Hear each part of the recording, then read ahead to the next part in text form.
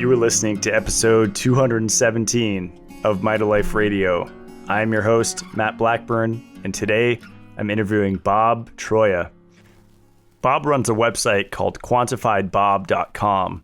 He writes really great health articles on various different topics, and he actually created an app for people that use peptides.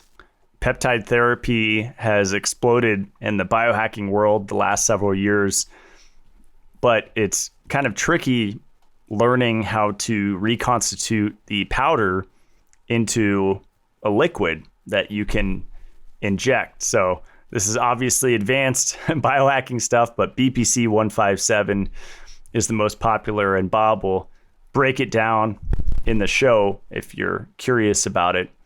But I think the app was a really smart idea and really useful for people that could benefit from peptide therapy. So we talk about a lot of things in this show: intermittent fasting, ketosis, neurofeedback, and his experience with the Peak Brain Institute, exogenous ketones, his experience with the Niacin Sauna detox protocol, his thoughts on heart rate variability, iron overload, phenibut, sleep, and what he thinks are the three most important markers to pay attention to with your health. So enjoy the show. Here is Bob Troia.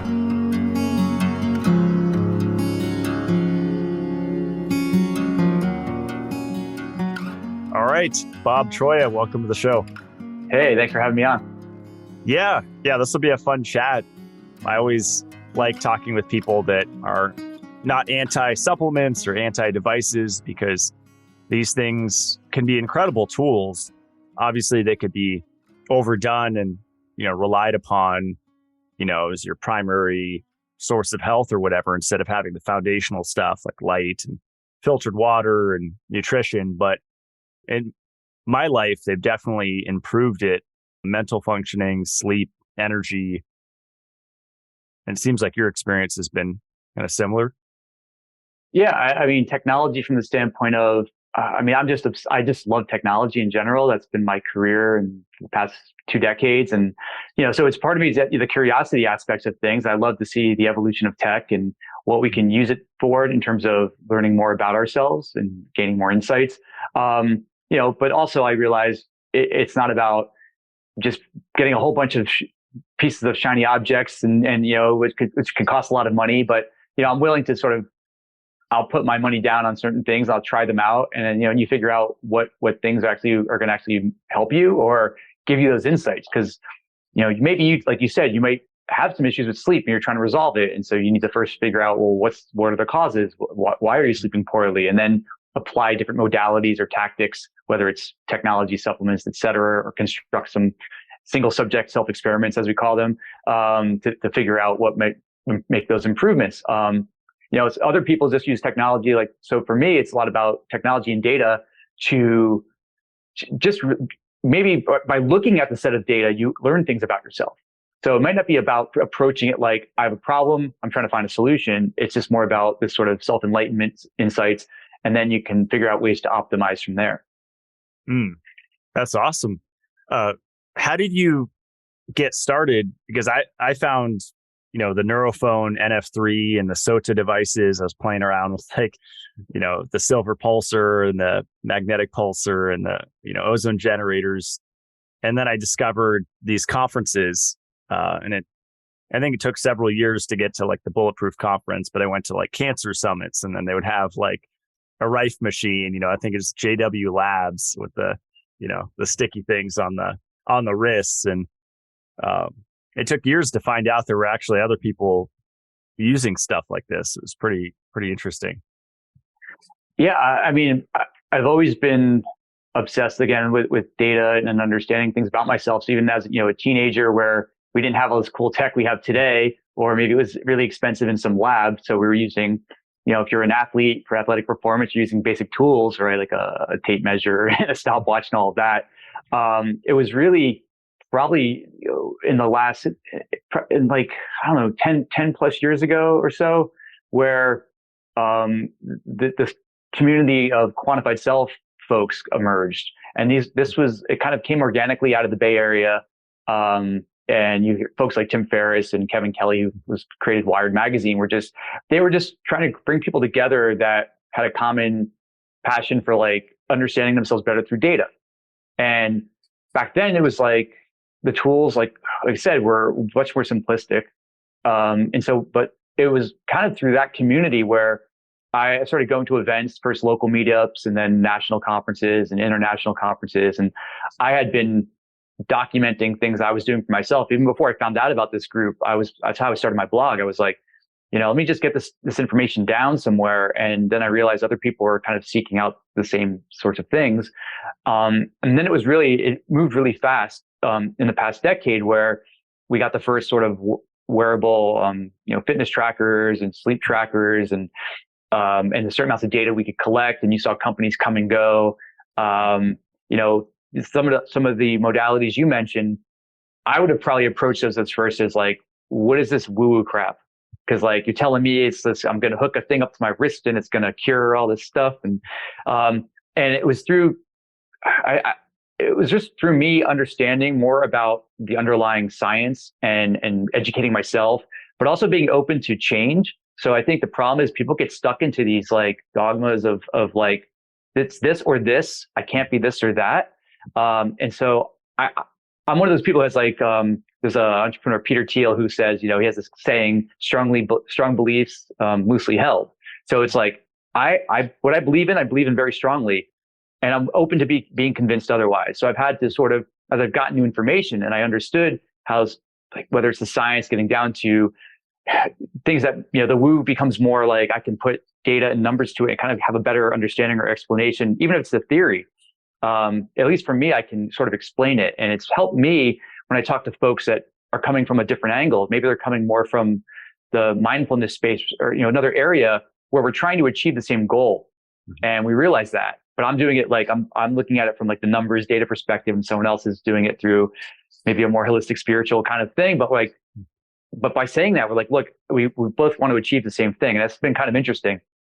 And then really what's happened in the last, let's say 5 years, things like, we were having to go buy like for tracking your own like glucose to move from finger stick kind of approach to like continuous monitors. So typically type 1 diabetics would have to wear a device that was very expensive at the time, and to get hold of one was a bit tricky. You had to go through doctors and all that. And now we've got these little sensors you can just stick on the back of your arm and like get the data for a few weeks for just $100, let's say. We've got tech companies that are emerging now. They're just taking full body MRIs and they can detect cancers like years in advance. They'll find like the tiniest beginnings of like a tumor or something like that. So for me, that's the stuff that I'm really excited about. And so, you look at it from whether you want to say it's just from a general self-optimization approach, or a lot of folks now we're talking about, longevity and anti-aging, or, could be just performance like an athlete. So you kind of have to see what buckets you want to be in. And I think at different times of your life, even, because maybe, when you're in your 20s or teens, you're not really thinking about longevity. You're just thinking about like, I want to just kick butt, and, you still want to kick butt later in life, but also you're thinking about in terms of like, hey, my knee's been bothering me for the last 5 years. Well, why am I not addressing some of what's going on there now, not wait 20 years to figure out, what's going on? Or if your metabolic health's out of whack, some of these things are very reversible, I love that. That's really interesting about the full body MRI. I'm most excited about that aspect of, biohacking or self quantification as well, because to me, one of the most important things is quality time with family. And, we've all had relatives, grandparents with, dementia or Alzheimer's or just neurological stuff, or even our own parents dealing with health issues. And it's really sad to see, this person that raised you decline in their health, especially when we know that so much information is being suppressed. And there's, all the stuff that you're talking about, all the stuff you have on your website and written blogs about, most people don't know about all those options. And so it's kind of sad, but also, gives a little bit of hope to know that there's all these things out there to help extend our life, our family's life, so we can spend more time with them. And then if something happens in the course of their life, we're like, here, check this out, just, strap this on or sleep on this, Magnetico or whatever it is. But it's funny that you mentioned the holistic spiritual thing, because that was how I started at meetup groups down in SoCal. I was going to Diksha, hands-on healing, Reiki type stuff, meditation type stuff, just all the different spiritual classes. But I really focused on the hands-on healing classes mostly. And I had some really profound experiences. It felt like I was getting shocked. It was really interesting. Not from everybody, but from certain people, it felt like a device was touching me. And why not both, right? Like you said, I mean, it's like you can go at it both, either way, or my strategy is like both, utilize technology and data and this, spiritual side, human potential that we have kind of inside of us. Yeah. I mean, no matter which angle you come from, you're trying to achieve the same thing. Right. And so it just comes down to like, you're willing to accept you felt something, you sensed it. You say like, there's something going on here.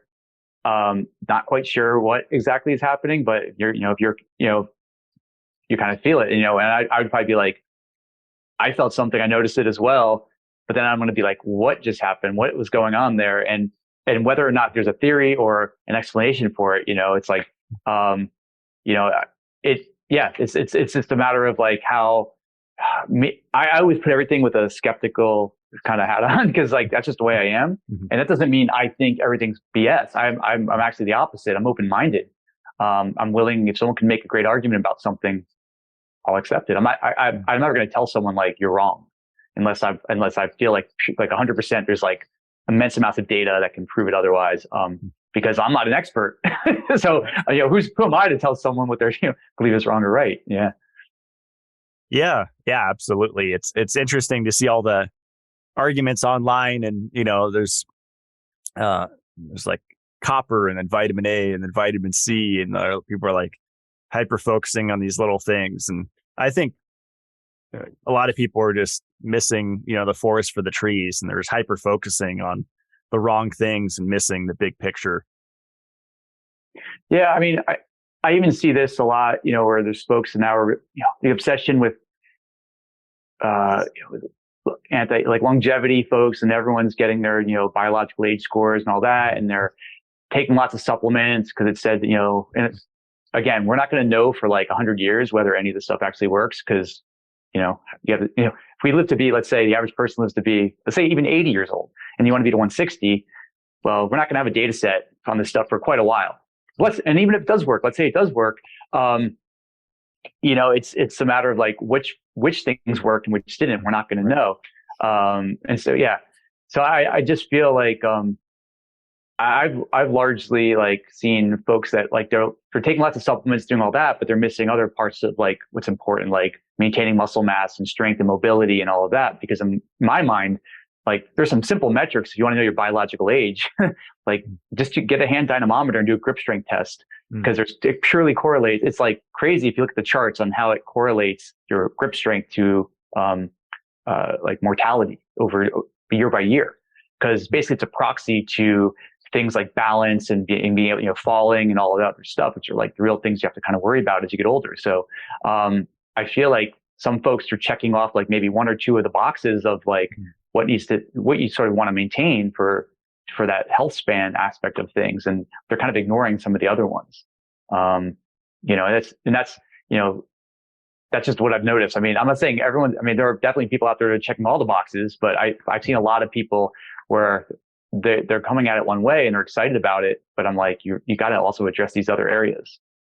Right. Have you heard of the hanging movement? Like, I guess there are a lot of people saying, hanging is the best thing you could do, just from from one of those door, pull-up bars that sits in the doorway.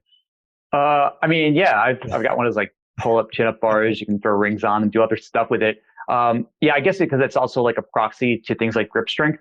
Because if you can hang for a long time, like dead hang, your weakest link will probably be your your grip, your hands will you'll drop from that. And I guess you're talking about things where like you time yourself and see how long you can hang for. Yeah. It's similar. I guess it's similar to like doing like the hand dynamometer, but the hand dynamometer gives you like a more of a, like you can repeat the test. You can see like you can have one hand stronger than the other, et cetera. Do you think most people just aren't walking enough? Because I've been delving into like the CGM and blood glucose spikes, and it seems like just walking after a meal for 10 or 15 minutes does wonders for blood sugar regulation. Yeah, I don't know if it's about not walking enough. It could just be the timing of your meals and how you pair it with activity. If you're eating and then going to bed at night versus, like you said, having a meal, even if there's some, high carbs or whatever in it, and you go out for a 15-minute walk. I mean, you've seen it in your data. I've seen it in my data. Like that, just doing that buffers the glycemic response pretty, like it's notable, right? It's like, it's a difference. So yeah, I mean, there's generally, obviously our society, there's a lack of activity in general. It's a no-brainer there. Whether it's walking or just, doing other things,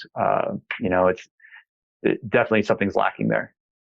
Yeah, that's the balancing act I've found. There's so many downsides that they don't talk about when you move to a cabin deep in the woods like I did. And the long drives to town, I mean, it's 2 to 4 hour round trips often. And that's a lot of sitting in a car. And so I think that's one of the benefits of city life that people don't appreciate is you're not sitting in a car very long, unless you're, going cross country on a lot of road trips. But if you're, within 30 minutes of a city, you're pretty good. Yeah. I mean, that's my situation. And, basically everything's walkable. So there's a lot, just generally every day, between walking, climbing up and down stairs, there's a baseline of activity that's already happening. Even if I don't do any actual like cardio on any given day or any kind of, that endurance type training. I think that's a good point. I'm curious if you've ever measured ketones, because I know they're working on, or Freestyle is already has like a ketone, continuous monitor in the work, like a glucose and ketone kind of. Yes.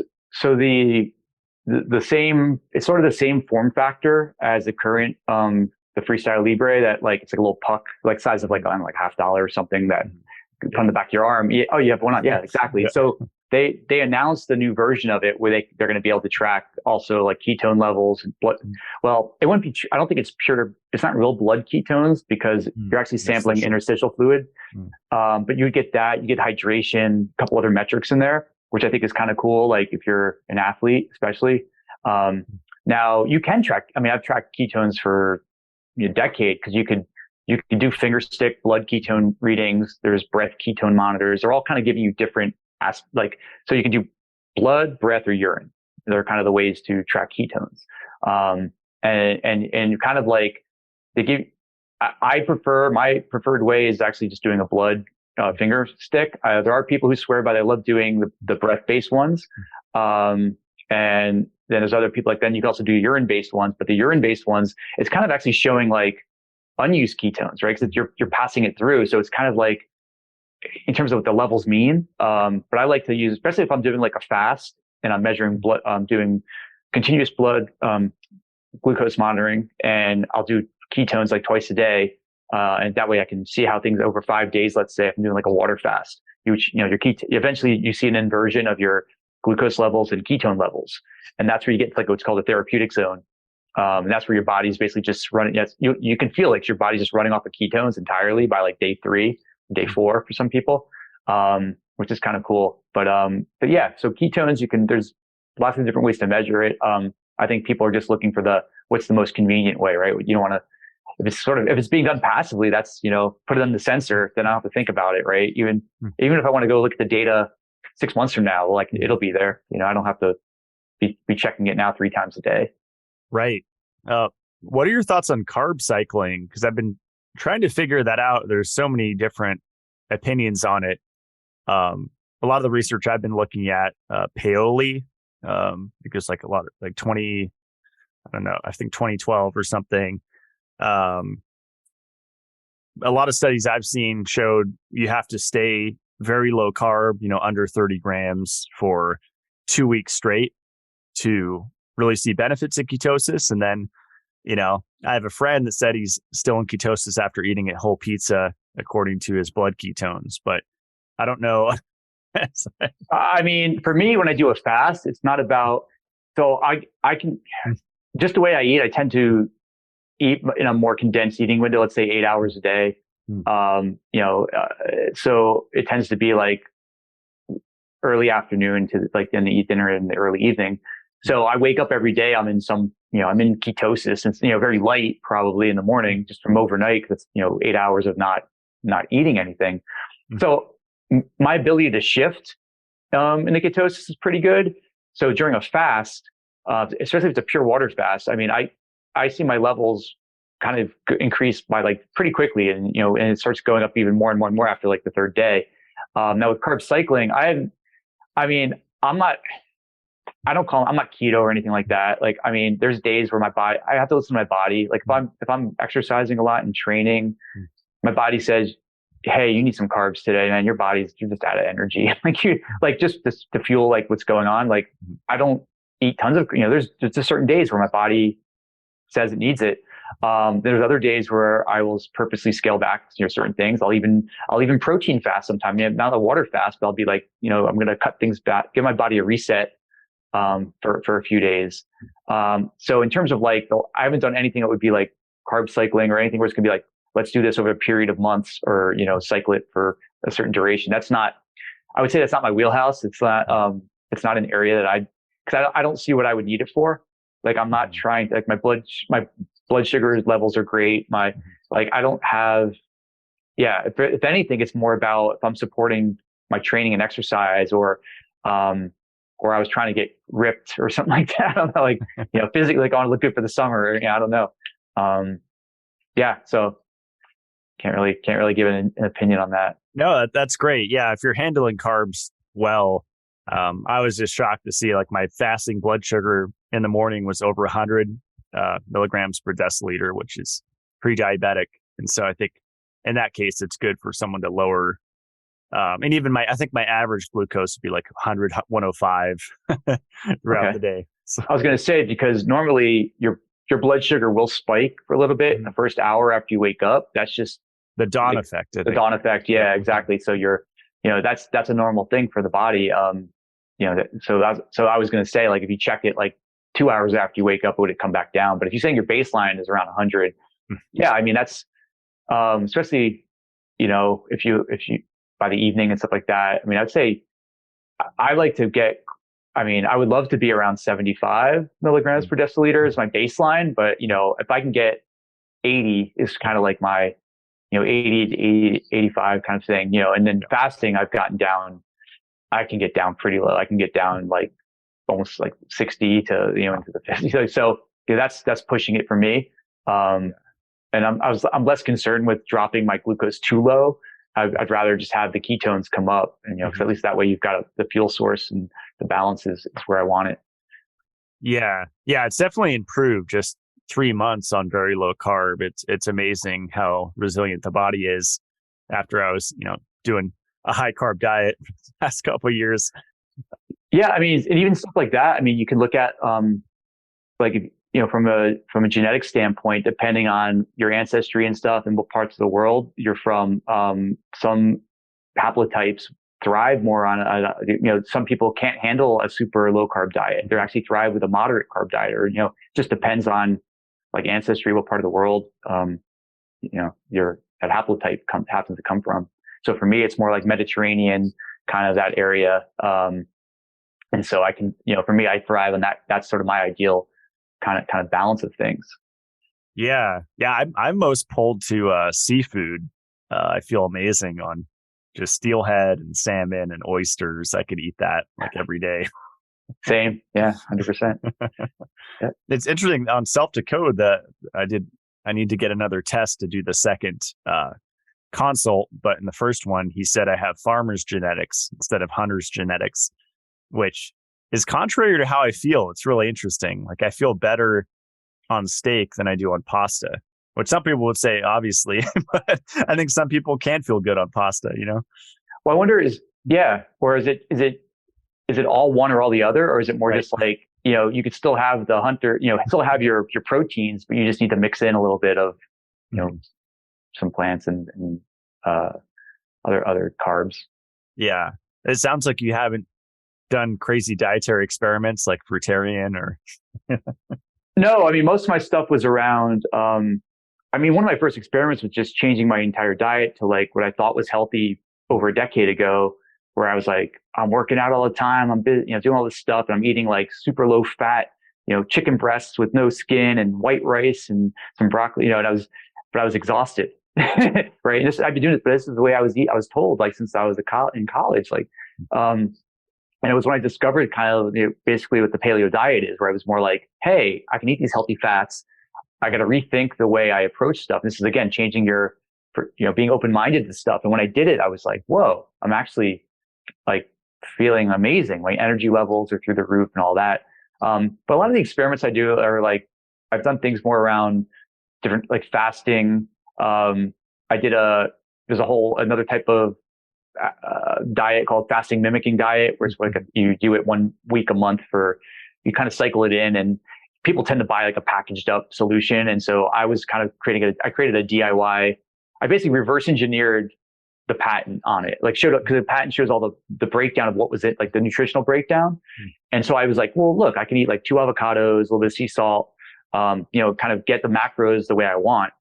And I realized like it was great, but like personally, because we talk about time and stuff, I'd rather just water fast for 5 days. I mean, it was good. I got good results off it. It was pretty cool. And I know a lot of people I've written about it, and they use what I wrote up, for themselves. I guess for most people, it's more about by knowing you're eating a little bit of food every day, that you feel less, intimidated by doing a fast for 5 days.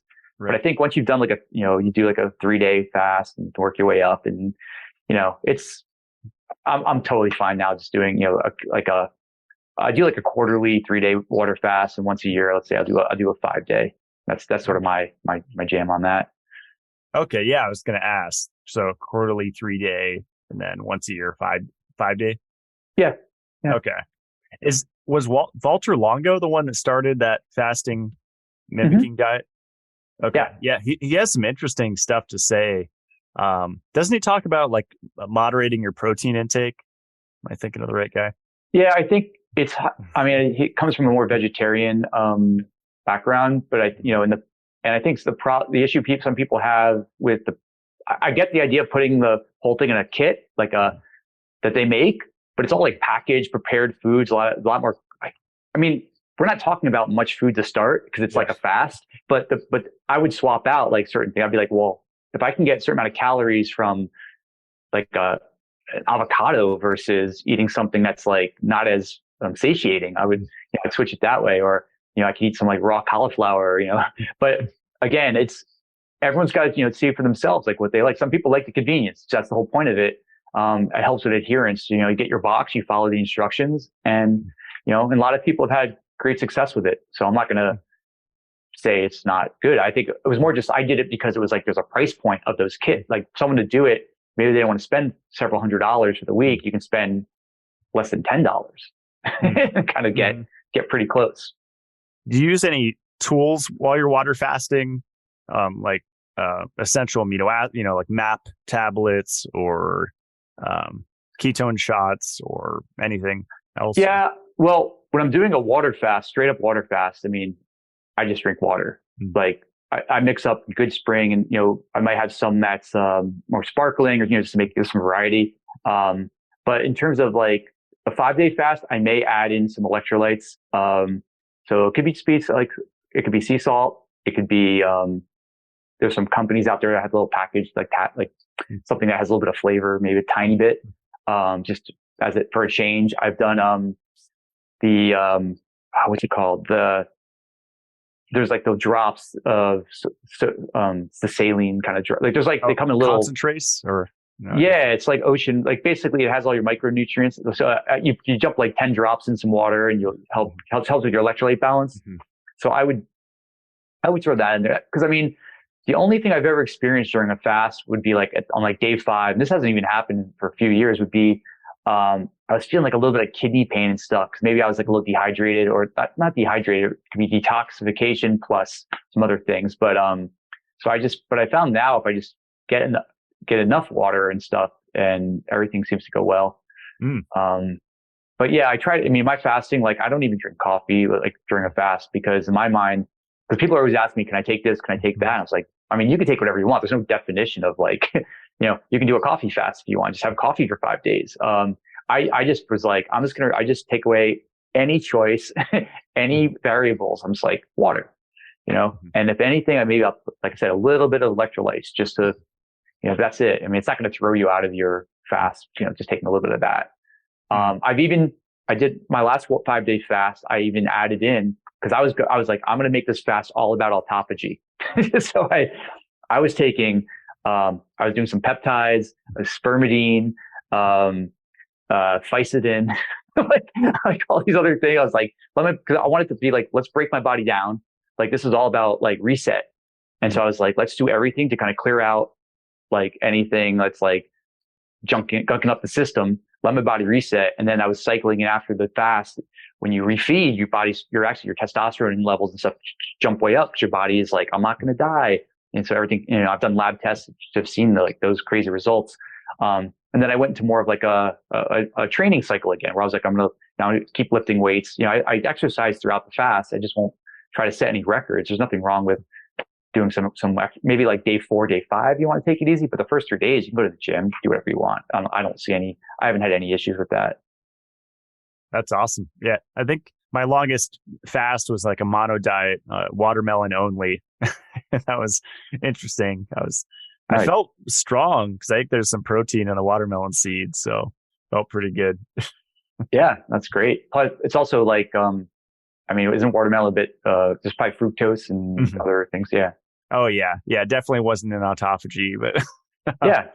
No, but I mean, at the end of the day, it's like a fast for me. My goal is I'm not trying to lose weight. I'm basically I'm trying to give my organs a reset. It's like give my body a chance to like stop digesting all day and give my liver, my kidneys and everything else a break. And then, yeah, I always feel great afterwards.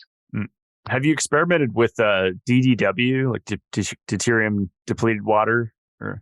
I haven't experimented. I mean, I'm familiar with it. Just I've spoken to those folks a bunch of times, seen them at events, but it's a pricey. It'd be a pricey experiment because I know they're trying to get the manufacturing costs scaled down. Like, I guess they're going to open a U.S. manufacturing plant. So at some point, maybe you can get it cheaper. But right now, you have to ship this stuff from Europe essentially, and I just interviewed Victor, one of the, he co-owns it with Robert Slovak, and he was saying the amount of acreage of solar panels you'd need to power one of these stations is phenomenal. It was like 20 acres of panels or something ridiculous. Wow. It's essentially like a super distiller, right? And being off grid, I know how much juice a water distiller uses. Yeah. And I think it's also this like super tall tower they have to build, like the actual, like I saw they showed a picture of it, like it's pretty crazy. Yeah. I played around with it. I think the way to use it is probably like, do a water change by sweating in a sauna and then add in the DDW, and that's like a quick way to deplete deuterium. Oh, okay. Yeah. I mean, I know like they partner up with a company that does like the test your levels first. So Quicksilver, I think. Yeah. Oh, Quicksilver's doing it. Okay. Yeah. So so that'd be an experiment would be like, look at your baseline, get your value, do things like you said for let's say a month and then retest and see if like, have you moved the needle at all? Yeah. Where do you recommend, the average person starts if they never experimented with any of these, self-quantification devices? Is there a certain area? Would you say find their weakest link, or would you start with sleep? Or I think for most people, the easiest, especially nowadays, because when we first started out, like there weren't apps and tools, like they weren't really out there. And now like a lot of wearables and things, let's say you're tracking sleep. you know, it's going to give you some insights. And the problem with the early sleep trackers would be like, it would say to you like, hey, you slept like crap. And you're going to say, I know that. So I'm not learning anything. You're just telling me I sleep like crap. So now it's about giving feedback, right? Like telling people like, here are things you might want to consider or try to, implement. But yes, I would say for someone just starting out, like having just some baseline wearable, I mean, they can pick, all the major ones these days are going to give us, the basic metrics are comparable, I'd say. And kind of start getting a baseline kind of understanding. Like, so now let's say you look at your sleep, well, that's a third of your life. So that's a good place to start. Pretty important area of your life is, if you're not sleeping well, whatever, it's going to affect everything else in your life. So, and I've never spoken to anyone who says, on a scale of 1 to 10, how is your sleep? And they're going to say 10 out of 10. Usually if I say, what are things you want to improve? It's in their top 3. So, I would say, sleep could be a definitely area where first you can kind of understand more about yourself, what's going on, and then figure out, okay, I think I'm sleeping well. I'm in bed for 8 hours a night, but you realize like your quality is not that good, or you're tossing and turning, or you've got maybe not a full blown sleep apnea, but your blood oxygen levels are dipping overnight. And why is that? And then you can figure out things that you might want to try to implement to improve that, whether it's things you're doing to yourself or actually your environment. Like, 'cause I mean, a lot of folks, their sleep hygiene, like the bedroom and like that, what they're, they might just not have a good setup to optimize for that. Mm-hmm. I just found out on the Gen 3 Aura Ring, how it glows green now, the previous versions didn't. And that's the oxygen sensing, blood oxygen. And you could switch that off. There's a setting on the new Aura Ring. And because I was going to bed every night and, I'd be there with my cat, on my hands, above the sheets, and I'm just lighting up the room with a green glow. I'm like, that's kind of annoying. So I went back to the old Aura Ring until I found that setting. I'm like, oh, that's cool. Cause, my blood oxygen is usually 96 to 98% all night average. So pretty good there. So yeah, you're not, so and it conserves your battery life because you're not having, if you already, your levels aren't really going to change. So it's not a big deal, right? I would say it's more important, like if you were getting sick or something like that and you wanted to keep an eye on those levels. But if you know that you're in that range. Yeah. What do you think about like the conventional devices, like the Apple Watch, in airplane mode? Cause I know they like track sleep now, or the Fitbit, these are things you could buy at like Costco or whatever now. Do you think, you mentioned before, those are accurate? I think I've seen YouTube videos where they compare the data from different devices, the Oura Ring, the Fitbit, the Apple Watch, and they are slightly different. But they're different. So there's a difference between, are they accurate, or they can all be different from each other, but are any of them accurate? Compared to like a gold standard or whatever that measurement would be.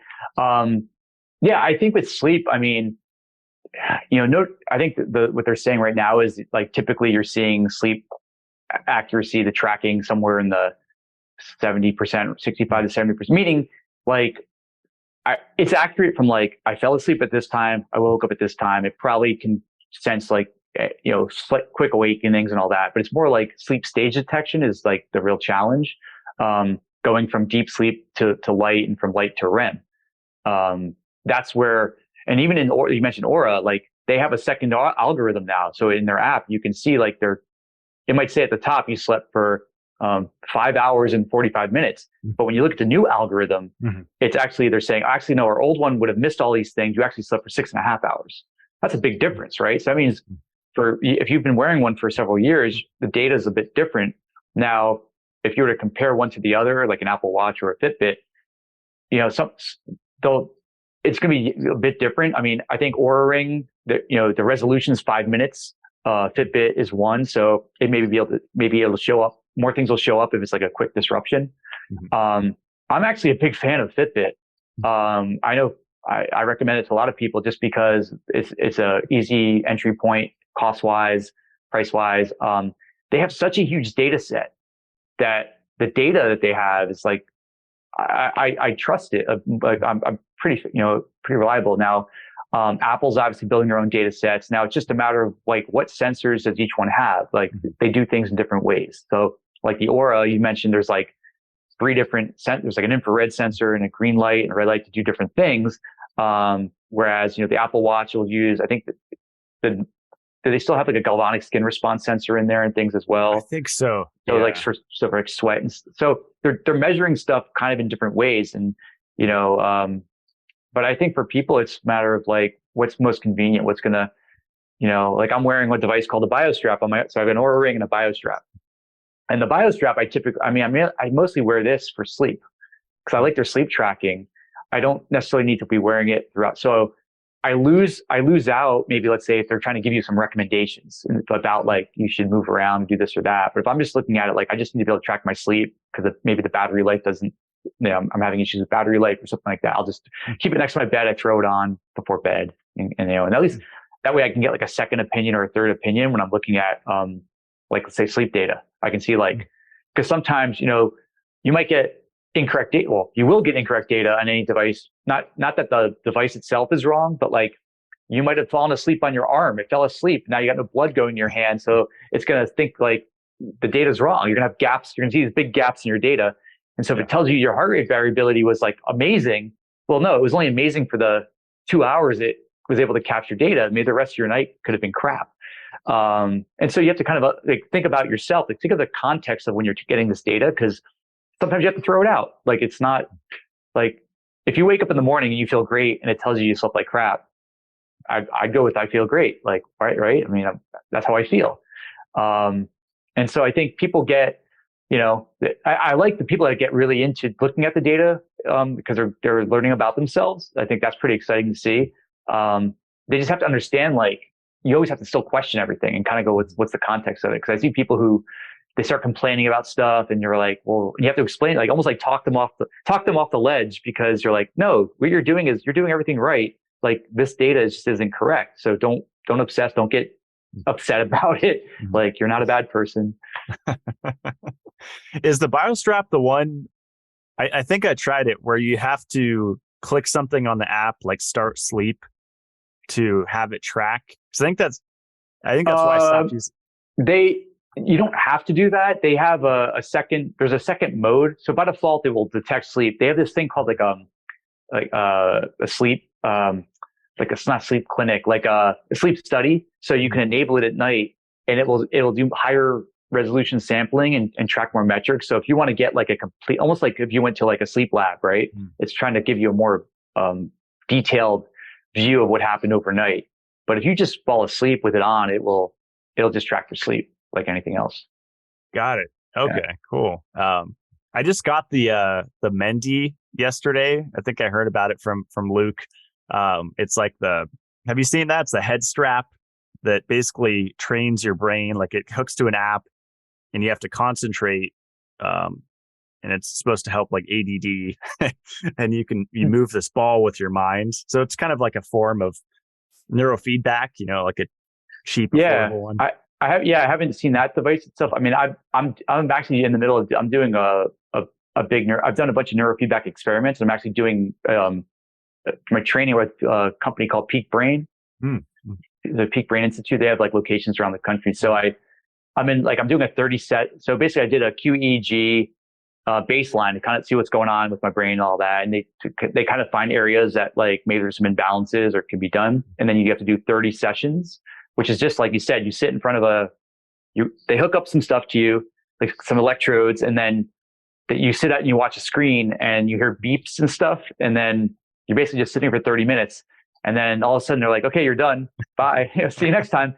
But then after you finish the program, 30 sessions, like then you get, we'll do another QEEG and see the, kind of, okay, what did we balance everything out now? Because some people maybe could be things like attention, or their mind wanders, or they obsess about things. There's a song stuck in their head, or they can't recall names, or they sleep poorly. Because sleep, you can improve all that through neurofeedback. So, but it's cool to see like when they can make devices that can make it their way to the consumer. For me, it's always like when I see great devices that come out like that, the worry is always that, is there enough of a market to sustain that business? Because I've seen so many times where a great product came out and either they had to switch to more of a clinical model, like business, like go work with right in the hospitals and stuff like that, and because they've tapped out the early adopter consumer market, or they get acquired by a larger company, right, that just wants some tech, and then it tends to go away. And I've seen this cycle play out. I think this is the third wave. I've seen it twice already, from the earliest wearable companies, to today, where great products, and then poof, it's gone. And that's why, like, I'm really into, with my data, I'm like, kind of a deal breaker is when I can't get data from any devices I use. There's no way for me to store it in my own my own database, because when one of these things goes away, what happens to your data, right? It's like, That's a good point. Yeah. And I feel like the at-home devices generally aren't as good as when you go into a place like you mentioned, like the Peak Brain Institute. I'm definitely interested in trying that. I've used for the last couple of years Neurooptimal. My friend Tyler got me on that. Have you tried that neurofeedback one? I've done Neurooptimal only like demos, like they put you So I haven't, not like, never an extended amount of sessions of it, but the main thing I don't like about it, it's great, it's really relaxing. I've fallen asleep many times on it. It's just it's such a learning curve with the sensors to put them on. There's like 3 on one ear, 2 on another ear, 2 on top of your head. And it's like, you have to part your hair if you have long hair. It's easier if you're like balding. I mean, that's super easy to put on. Well, that's why when I go to do neurofeedback, like, I just sit in the chair, and the technician there, like, they know exactly where to put everything. Mm-hmm. I mean, they have an option where you can actually do the training remotely. Like, you can have they can rent you or sell you the setup, but then you have to, like you said, you're responsible for like putting everything in the right spot. And like, one electrode has to go, because there's like it's not even like you have a cap that you can say, put this here, put this there. I get the challenge with that. I wish it was just like a helmet that you put on. I don't know why no one's invented that yet. I think in studies I've seen that.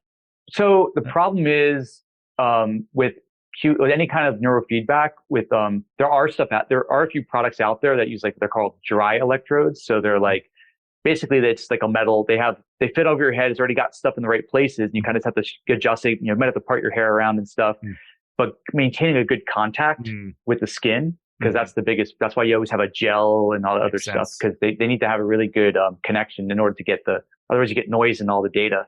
Right. Yeah. That's just something that's always been a challenge.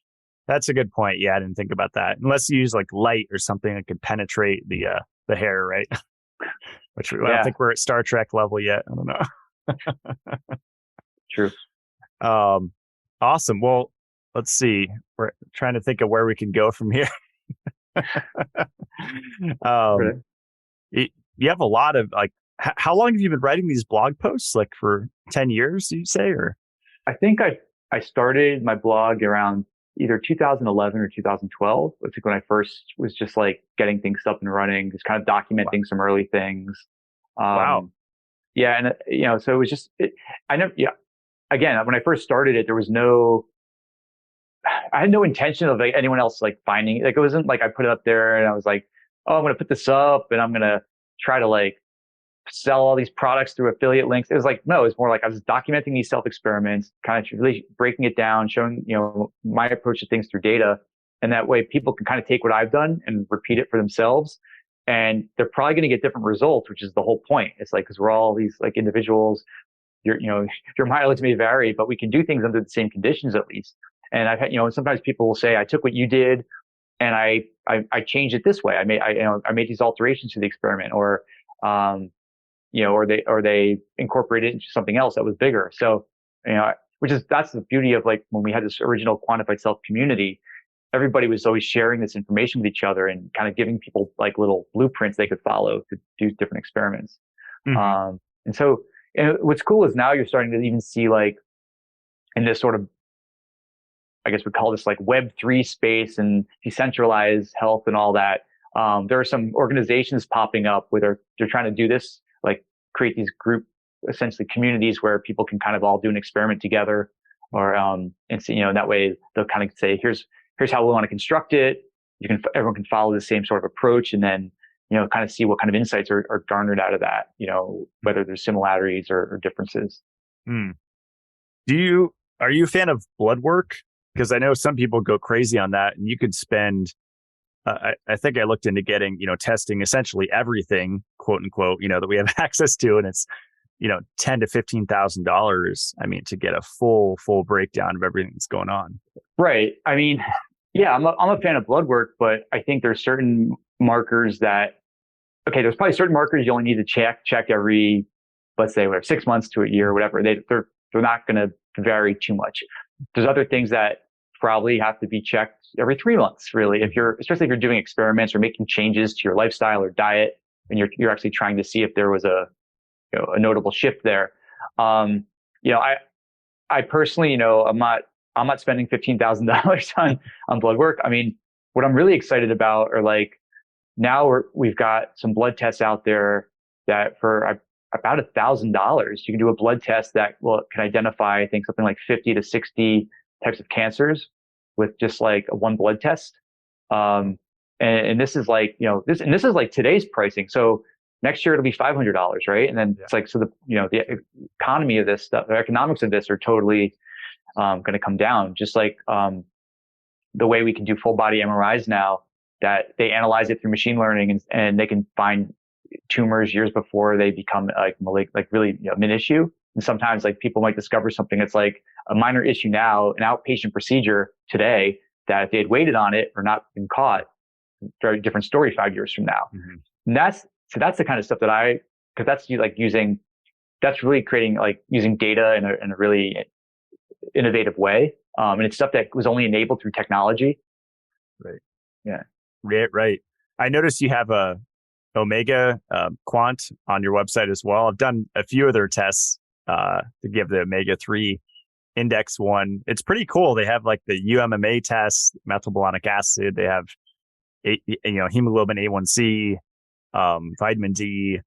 Yeah, when I first came across them, they were the only ones that were offering this the omega-6, omega-3 testing. And so I was actually, because I was interested in that, because we were reading a lot about oils and different things, and people were supplementing with certain fish oils, and so I was like, well, where am I at? I was trying to so I was testing to kind of see my baselines, and then seeing how just through diet, I was actually I wanted to make an effort to see how much I could get it in balance just through diet, and mainly because as much as you're adding stuff, it's a ratio, so you can either add a whole bunch of something or remove a bunch of something, right, and get your ratio. So, and it takes time to adjust. So I think it's a useful metric for people to see, because especially the average American diet, right?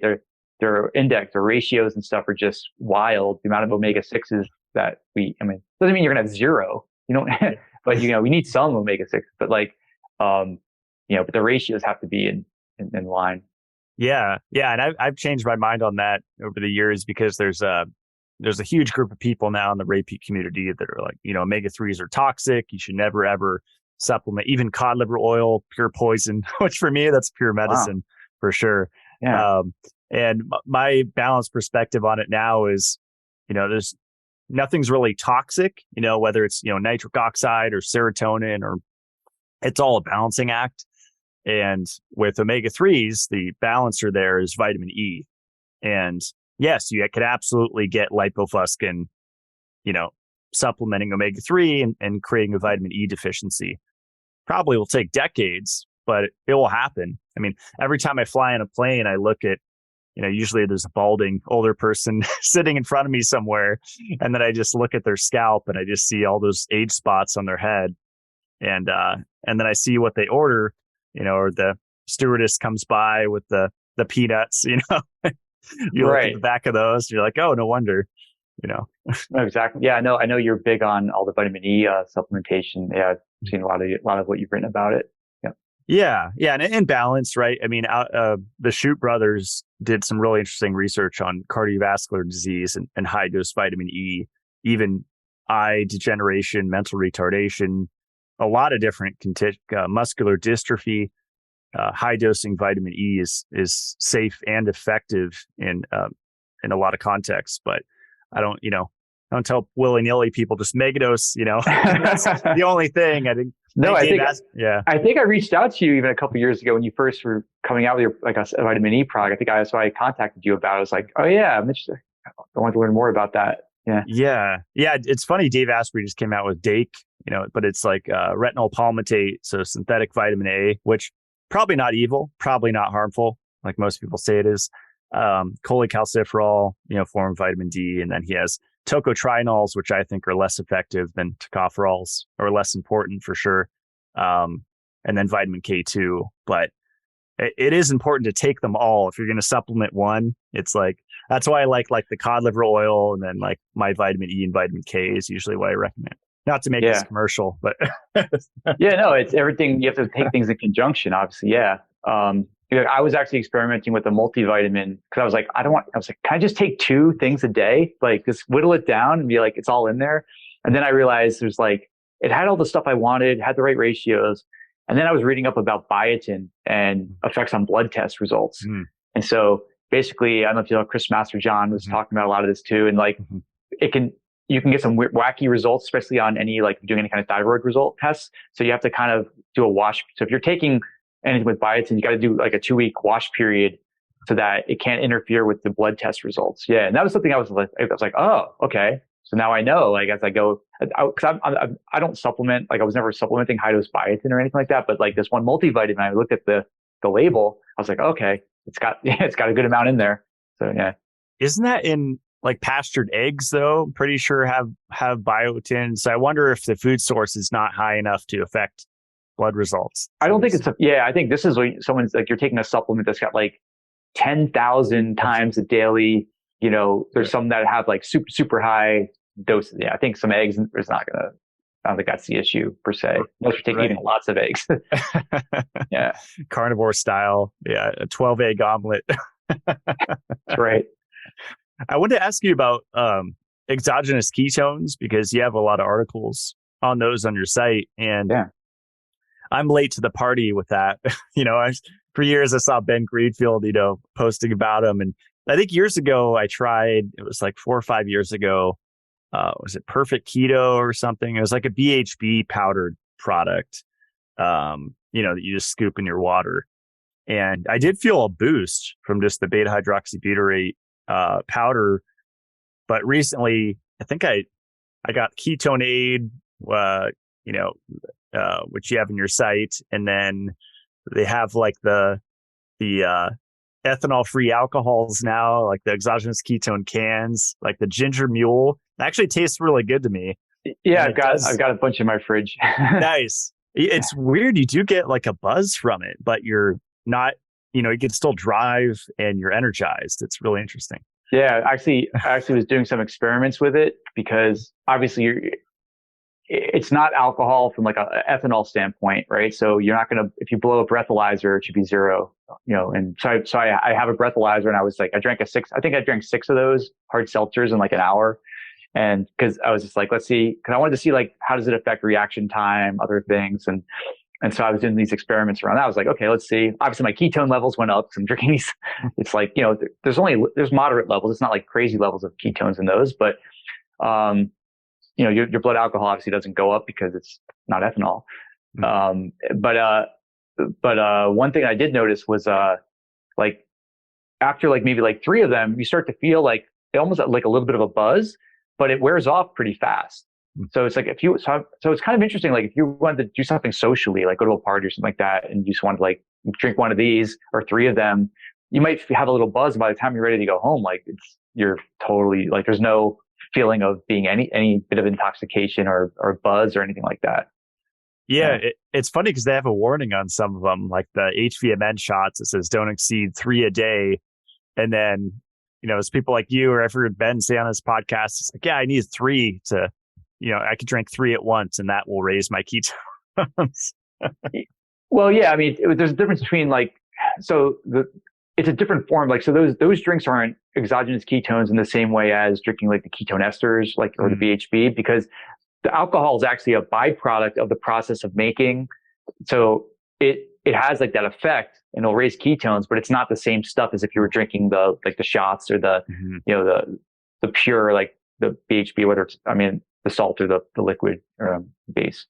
Yeah. I think I heard the owner of HVMN talking about that difference. And he was basically saying it's, your liver, I think it was, kind of regulates if you take the shots and the ketone esters versus with the alcohols, it kind of just spikes your system and just goes through your system unregulated. I don't know. Well, I thought, yeah, my understanding was it breaks down largely without, like, doesn't the liver, the mechanism of action, like through the liver, it's like breaking it from, into BHP. So the alcohol version, essentially what it is, it's breaking that alcohol-based molecule down. And so instead of it being, when you drink regular alcohol, the ethanol breaks down into, like what makes you hang over. Acetaldehyde. It's like, yeah, it's something, basically that's what gives you a hangover. It's like a toxin. Right. So this is basically what happens is you break it down into BHB. So it's a ketone. So the byproduct is a ketone, not something that's toxic. So yeah. And so I think the warnings and stuff are probably just there, like, just prevent people from like overdoing it, Yeah, because you probably could cause ketoacidosis, right? If you drank a whole bunch. My first experiment was the pure, like the stuff that was $30,000 an ounce to make. Like I did cognitive tests around it to see, like, that was crazy. Like that was like amazing. Amazing, but crazy. But that stuff was like super, super intense. But the problem was you couldn't turn that into a product you could sell. You have to kind of make it a little bit weaker because it was like super expensive, to make it, sell in like an energy shot type bottle. So now I think these companies have gotten to where they dialed it in where, like, because it's a natural product, like all the Tour de France cyclists use it, right? So it's not a banned substance. It's like a performance enhancer, even though it enhances your performance. It's helping them, especially those types of athletes. The ketone esters for them has been like a grail of performance enhancement, but it's not a drug. It's not anything. So they're allowed, they can use it. So you see all the Tour de France cyclists you'll see them doing shots of ketones while they're racing. Yeah. Okay. Yeah. They're using earthing sheets too, grounding sheets. I remember reading the earthing book by Clint Ober years ago, and he showed the inflammation scans of the Tour de France riders, and they were using those to sleep in. But awesome. I was wondering about the exogenous ketones, your thoughts on that with, basically, if you're doing like keto diets or you're, very low carb or low carb and you're, initiating this ketogenic state, can drinking exogenous ketones, will that give a signal to your body that it doesn't have to extract ketones from adipose or make ketones from adipose? Because I've heard that argument that, like, it's better to do it naturally. And if you take these shots and things, you're not going to burn fat as effectively. Yeah. I don't think, taking exogenous ketones as a method for weight loss, it's not the reason someone would take a product like that is because it'd be an appetite suppressant. Because it's going to, like, let's say you drink some, you're going to be like, I have energy. I feel great. I don't have to eat. I do think that will be at the expense of actually burning adipose tissue, right? 'Cause your body has this, I can use this stuff right away versus, it takes a lot more energy to like start breaking that down to use for fuel. So I guess that's the difference. I think, I think they have a benefit for like quick, energy for like performance enhancement, things like that, cognitive enhancement. So you have a physical and mental and, kind of boost. It's like there's like a window of time where it'll take effect. I don't know of anyone who takes it long term as like a weight loss supplement. I don't think it like would really, other than it would suppress appetite. I don't think it actually does anything else. I've seen research that ketone supplementation actually can, not, treat, but let's say help with Alzheimer's and Parkinson's and different conditions. Well, because it goes right to the brain. As those ketones go right to, your brain loves that stuff. So, any cognitive, sort of stuff, it'll help with that. I don't think they could ever make a claim of curing or anything, because I think what it's doing is it's not reversing anything. It's somehow it's getting energy to where it wasn't getting energy to kind of turn things back on, but they will then revert, as soon as the ketones wear off. There's other things I've heard people using the ketones for with, the esters, like people with certain illnesses and things like that. They actually help, people have had some success stories around that. I can't speak to like what, like, again, I'm not I'm not in the lab, or I'm not, working with those folks, but these are these, anecdotal things I've heard through the community. Yeah, I could say epilepsy for sure. If you have a family member or a friend that has seizures, I would highly, highly, highly recommend looking into exogenous ketone supplementation because it's a miracle for epilepsy. Of course, not medical advice, blah, blah, blah. Right, right. But that's it. That's interesting. I love all these experiments that you do. I'm curious if you drink alcohol. That's a very heated topic, and I'm always interested to hear people's opinions on that. Because I'm convinced that low dose, very moderate consumption has actually a health benefit. Some people say there's no benefit; it's neutral. But you look at especially lipofuscin and ethanol, and maybe it's less than a shot, but there is hardcore research on that. Yeah, I mean, do I drink alcohol? Yes.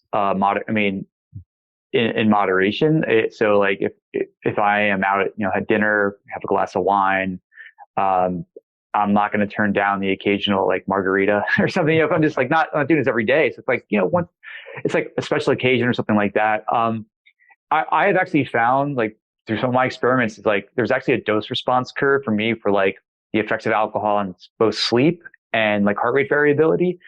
Mm. A few drinks socially actually improve all of my metrics around that. And I think it's two things. One is, a drink or two, it's going to calm you down. And it is a relaxant in a way, just in moderation. And doing it within a social setting as well, being social is a huge part of, like, you want to talk about like heart rate variability and improving those sort of metrics. If you had a great night out with friends and you had a couple drinks and you went to bed, your body's in a much more parasympathetic state. Now, if you go out and have like 10 drinks, no, you're going to be like, you're going to have everything trashed, right? It's going to be terrible. So, this is, and I'm speaking for myself. I'm not saying like everyone should be out just drinking all the time. I mean, like, there's probably people that will talk about drinking, some red wine every night and all that. I don't even do that, but like, if it's an occasional thing, where I live, they actually opened, there's a microbrewery that opened around the corner from me that it's the only one I've ever found that makes gluten-free beer.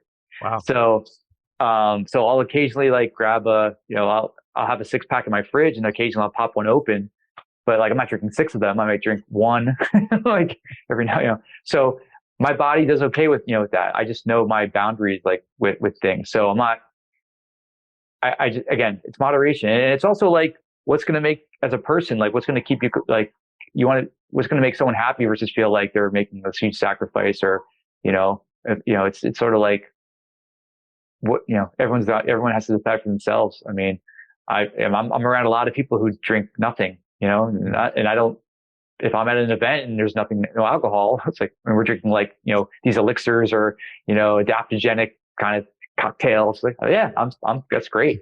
But if I'm out with friends and there's a bottle of wine, I'll have a glass of wine. Yeah. Mm-hmm. Yeah. I've been playing around with Zbiotics and then dihydro, myricetin, and it definitely seems to always affect my sleep. So I don't know if it's because I'm transitioning off high carb, but I'm definitely way more sensitive to alcohol than I've ever been. And maybe it's just because my system's cleaning out. So, yeah. I mean, there's also like, if you're going to go drinking, like, if you're going to have drinks, like I'll do things like in preparation, things like activated charcoal and, some certain vitamins you want to target. Just like, if you really think if you have any risk of something like, I'm going to be hungover, it's going to trash my sleep. But, yeah. Yeah. I've noticed too, you did the Niacin Sauna detox. Are you still a fan of that? I haven't had to repeat it much. I do sauna. I mean, sauna is a big part of my wellness sort of routine, I guess you'd call it. That was more, I wanted to follow that protocol, to the T. And so it was like a 1 month kind of, high, super high dose. Cause I had my heavy metal testing had come back with like elevated lead and mercury, especially. And I was just like, what the hell? Like, and I thought I had knocked it down. And then so to me, that showed like some acute stuff. I did the protocol and retested, and like just everything had dropped way down, which was kind of cool. But then like a year later retesting, like the mercury kind of came up a bit again. Huh. And it was only until I went to a biological dentist. I had removed all of my amalgams. Well, I thought I had, and I had about 20 years ago, I had an impacted wisdom tooth that they had taken out, but it had grown in like impacted. So they couldn't take the whole tooth out. They took part of it out and left the rest in. So when the biological dentist was in there, he's just like, what the hell? They had left a big chunk of amalgam in the tooth under my gum. So for 20 years, I had this slow poisoning happening of like mercury. And so that was the culprit, I think, of why I could never knock down my mercury levels, because it would always come back, even though I took every precaution. So that was pretty crazy. But that was where, that's where I became a huge fan of biological dentistry. It's like pretty cool stuff. Like with the technology they have to do these scans now, basically it's like an MRI for your mouth. They can do 3D, look at everything from every angle. They could find stuff that you wouldn't see on an X-ray. It's like, that's pretty cool. Incredible. Yeah, I'm a big fan of dentists. I obviously it's not fun to go to them. You think of the scraping and, it's a lot of, funny memes, but it's really important. And yeah, I recently went and took care of, some cavities, and, highly sensitive CRP just plummeted after it had been elevated for several years. Nice. Awesome. Yeah, my friends just told me with the niacin sauna detox, I guess they were delving into it, and they were saying after you take niacin, you don't want to go right in the sauna. You want to take it and then wait like 2 hours and then hit the sauna. So it's like in your system. I don't know. Yeah. I mean, obviously you take it, you feel the acute effect of like tingling and stuff. And that's why you build up a tolerance. So like maybe the first day you're just taking like 100 milligrams. And even that you're going to be like, oh, I'm tingling.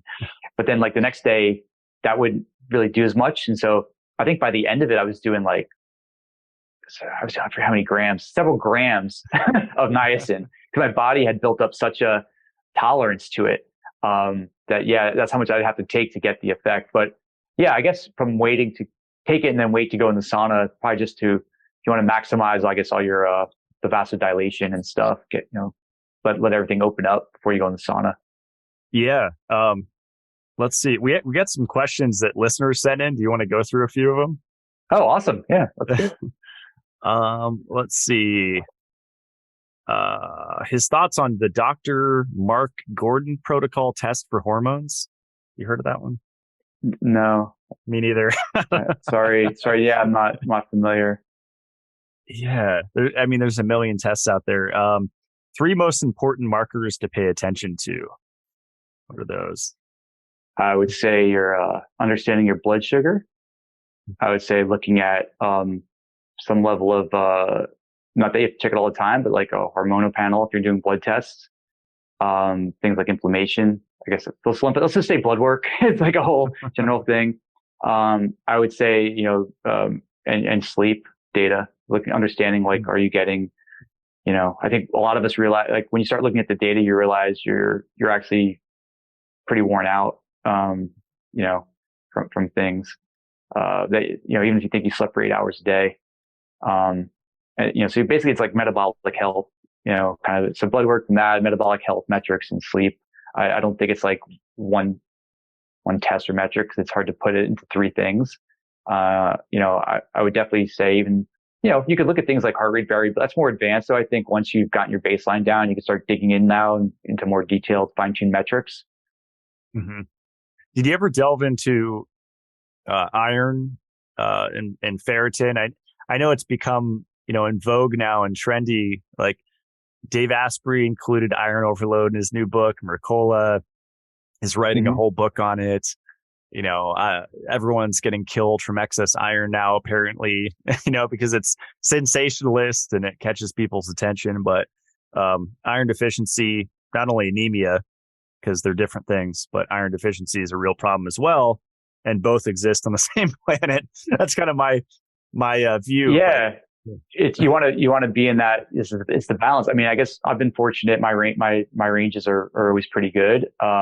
But there could be proxies to things like, when you're looking at like your red blood cells and stuff like that, or your body, look at,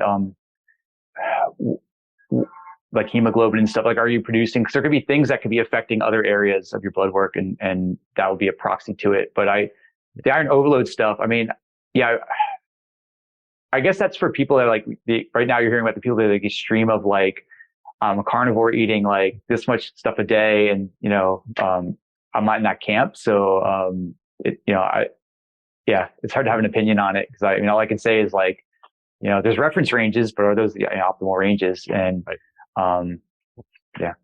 Yeah. With the ferritin, it's really interesting because some people feel horrible if they're over 30. I think it's nanograms per deciliter, I believe.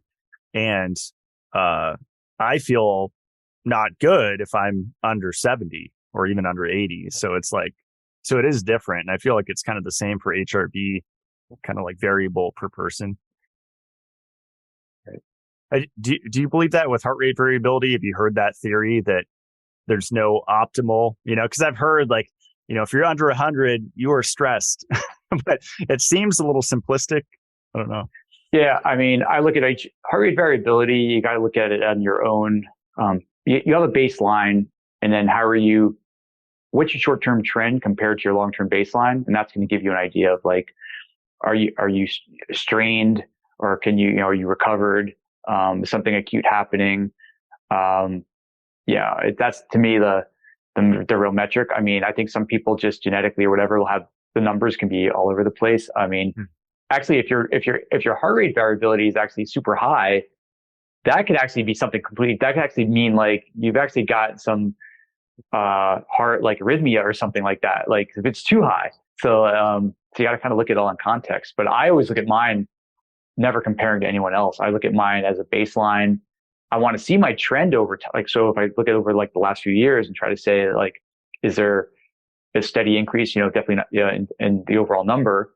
Cause I view that any increase as a positive like that. And then, from the acute standpoint, well, you can say, there's some interesting insights. Like I see seasonal variability in mine, overnight HRV.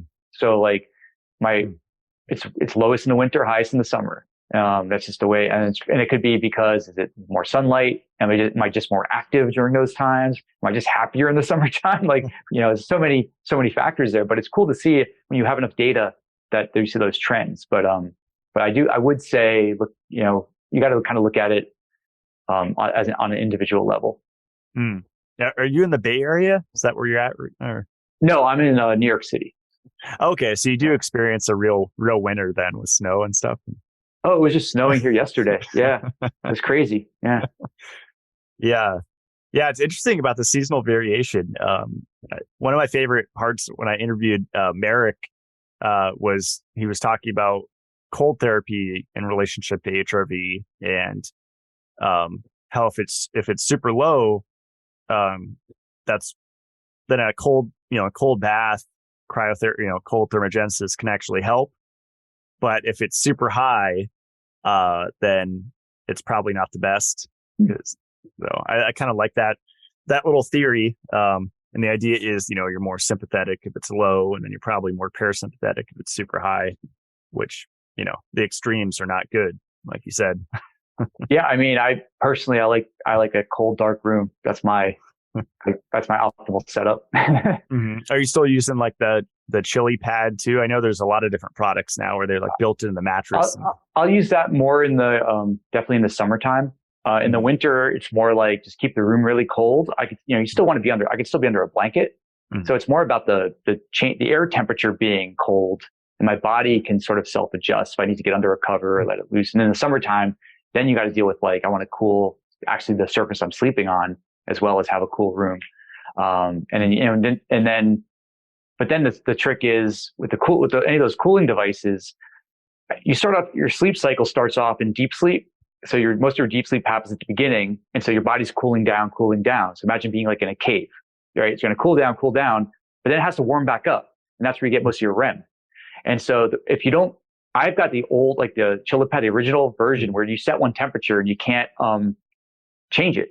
And so the problem would be like at 5 a.m., your body wants to start warming up again, but if the thing's too cold, it can actually wake you up because your body actually wants to be in a warmer state.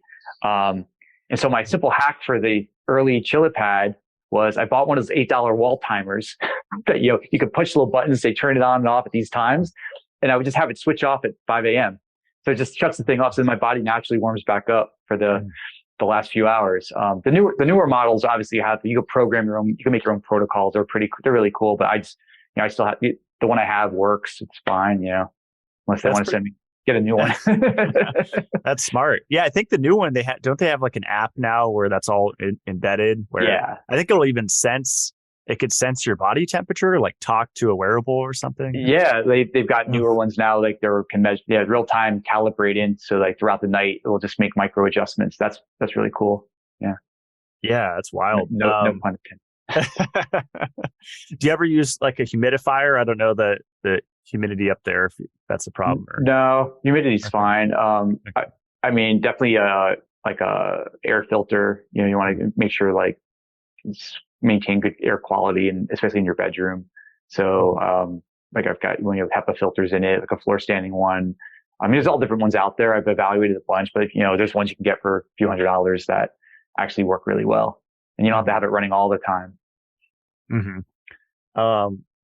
Kind of already touched on it, but someone asked just thoughts on EMFs. I think before the show we were chatting about it, and you were saying basically the in-ear headphones are basically worse than the over-the-ear. Well, with EMF, it's all about there's something called inverse square law, right? So if you have a source of producing EMF, and I'm a foot away of something, let's say it's a certain value. Well, it's inverse square. So every time you double the distance, it halves. And so I did an experiment around just measuring EMF around my home. And I took meters and I went, looked at every room, found the key sources. Like I had a living room couch, and right behind the couch, it was just the meter was going crazy. I was like, what the hell's going on? And I realized I had a neighbor, their television and stuff was right behind the wall there. And so I just flipped the room around. So I was like, I'm not sitting with my back against that source, being bombarded there. And in my bedroom, I had found like right where I was sleeping, like where my head would be on a pillow, was a source of a lot of EMFs. I was like, what the hell's going on here? I couldn't figure it out. And I realized that there was the wall behind the bed. There was like a coaxial cable, like for a cable hookup. And it must have not been, I don't know, it wasn't properly like done. So it was throwing off a lot of EMFs. And so I couldn't rip open the wall or whatever. So I just moved the bed about 8 inches away from the wall. And guess what? The levels drop right off. Cause again, it's that inverse square law. So, but with things like headphones, like I'm wearing these air tubes right now. Like I don't prefer to put anything in my ears or on, I have like over the ear headphones, like nice studio ones that I'll use. We talked about like if I'm going to do something that, I want to listen to good music, or I'm going to do like a new calm or something with binaural beats. Compared to like wearing like something right in your ear canal, just being away from your ear, even like a half an inch or so, if you put a meter in front of those headphones, you'll probably see a much lower. I mean, those headphones, and they're not going to have super high levels to start. I think with the in-ear stuff, it's more like there's a lot of electronics and computers. Like there's, that's the concern I would have with that.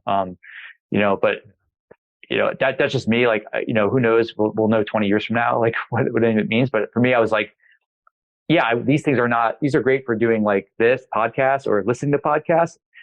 Not so great for listening to music because like it's not the best sound quality, So but EMFs, I mean, I go throughout my home. I try to identify sources. I see things that I can remedy myself.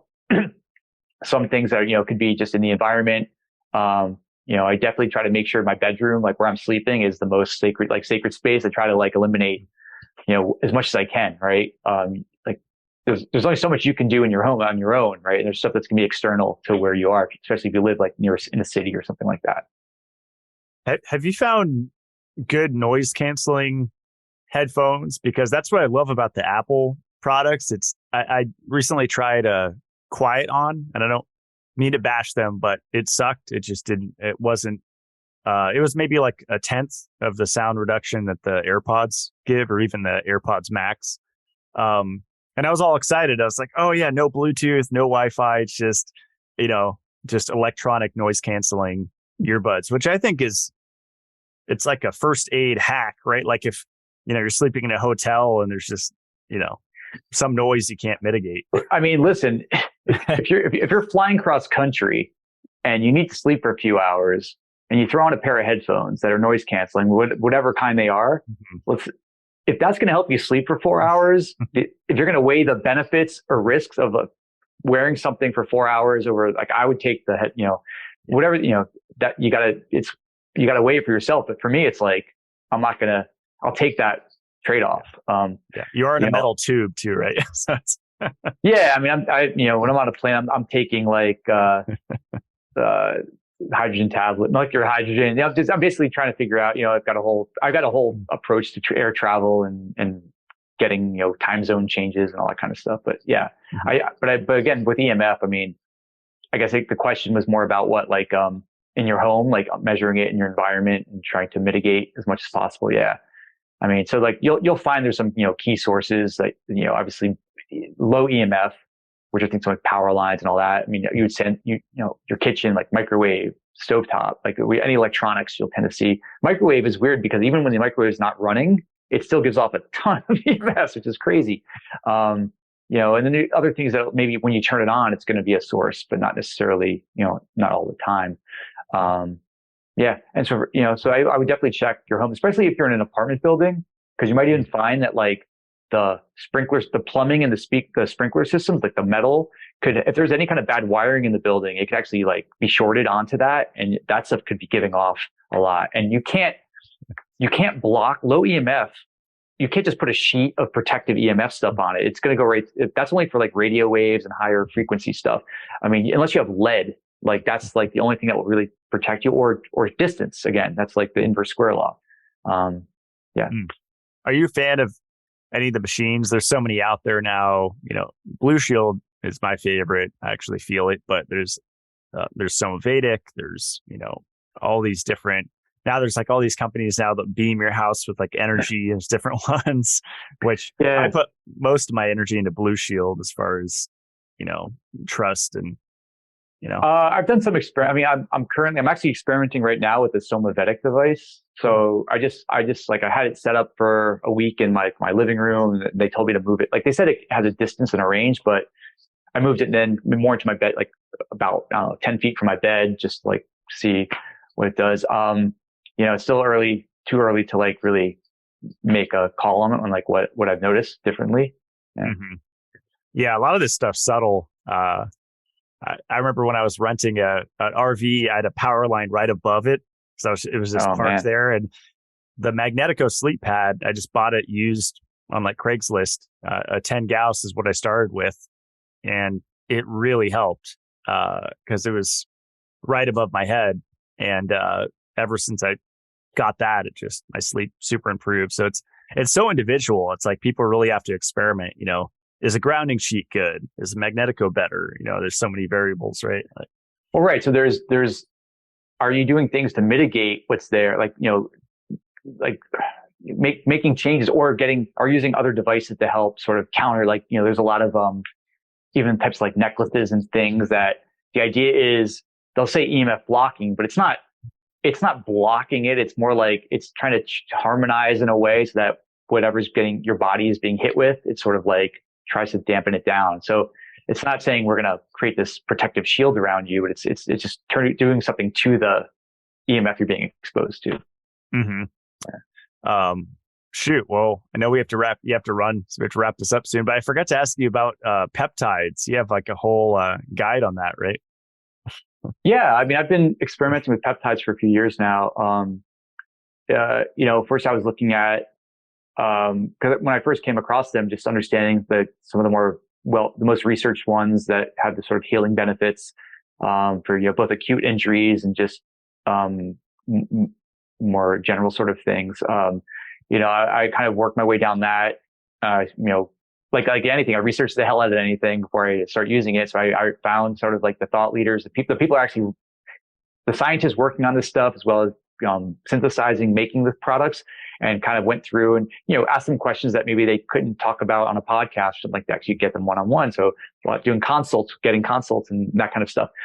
And, and I started just seeing like what the effects were for me, especially as, you get older, say actively and fit and all that. I've had a few like acute injuries where had like a really, really bad ankle sprain playing soccer. I mean, I've been pretty active I played soccer and all that. It was probably like a grade 2 to grade 3 sprain. It should have been black and blue all the way up my leg to my knee, like pretty bad. And normally I use other modalities like PEMF and stuff to kind of help speed recovery. And I use a couple healing peptides just acutely, and like the inflammation and stuff within like 2 days was just like gone. And I was like amazed, because I was like, I'd never seen anything like that before. So that kind of like sold me on like, wow, there's some powerful stuff happening here. And then, I started experimenting just a little bit with checking out some of the different ones that are out there that I in my mind were like the most research, or, the less exotic. They're there's a body of science behind it, and so just seeing how they help with things, or, and doing experiments around those. So one of the challenges is when you get peptides, they're in a powder form and you have to reconstitute it with bacteriostatic water, and knowing the dosing and all that. So let's say you're working even with the doctor, and there's doctors that can get you peptides and put together protocols for you. They'll say, put this much water in, measure it into a certain syringe. And my business partner and I, because we were both doing this in spreadsheets and everything, we were getting frustrated. So we said, why don't we, because part of what we have a technology studio, we build software products and all that. So we built an app so people can just plug in all the values and figure out, like, it does the calculations for it, right? So it's like, we called it PepCalc. And that was, for me, it was like one of those things where I built. Oh yeah, you got it right there. Yeah. So, we built it because first we built it out of our own need. And then we realized, like, wow, everyone has the same pain point. So we just, so we built it, and it's cool. Like, I still use it all the time. Like I think I just used it last weekend because I was starting another cycle of something, and I'd do a calculation for it and put it in there. Yeah. So on the app, do you put in the peptide that you're using? How does it work? Or no, you don't put in the name of the peptide. Oh, just the amount of, okay. Yeah, we've even added the ability where sometimes peptides come as a blend. It might be 2 peptides in there in a certain ratio, and you say peptide 1, peptide 2. Like we may have in a future version, we may let you, like, you can edit the names if you want. So it's just saying peptide 1, peptide 2. But yeah, so we're constantly kind of like adding little features to it. But you just put in like the amount in the vial, the amount of water, and you figure out. It'll tell you, like, based on the syringe type you have, draw it up to this mark to get what you need. That's awesome. That's the challenge people typically have. Yeah. It's a really cool app. For your injury, did you do topical? Because that's what I think scares a lot of people. I think some people even inject it like in their gums or in their joints. Like it sounds like it could be. A lot of peptides work systemically. So once they're in the bloodstream, they'll kind of get where they need to. But I think with an acute injury, if just the closer you can get to the injury, like if you inject something like, say, your ankle, and you get kind of close to there, it just can get there faster, maybe. Mm-hmm. So I always do peptides more subcutaneously, so sub-Q injections. Most peptides can't get through the digestive tract. So if you see peptides, you can like come in capsules or pills. I think BPC 157 is the only one that's been shown to it has a lot of gut healing properties. So sometimes that comes in like a form that you can just swallow like a pill, but most of the time it has to be injected. Yeah, I played around with it, and it's I think oxytocin was the scariest because I got like a niacin flush from it. Definitely injected too much. Yeah, I haven't done much with stuff that's like anything that has effects on like the brain or any of that. Those types of peptides. Most of my stuff I've done is just like more for either like muscle, like healing, or help with training and exercise and all of that. Yeah. Because they're just because peptides are just signaling molecules. Your body is still doing all the work. It gets the signal to where it needs to go. So that's why when people are like taking stuff, it helps. Maybe they'll produce more growth hormone. Well, you're not injecting growth hormone. It's telling your body never loses the ability to make it. We lose the signal to make it. That's the problem. Yeah, so it's like a secretionagogue kind of thing. What can you say where you buy your peptides, or is it from the dark web? No, it's not dark web. I mean, it's I I typically work through, I have a few doctors I work with that, cause some peptides, like they have to come like literally on ice, like they're like on dry ice and they're already kind of done up.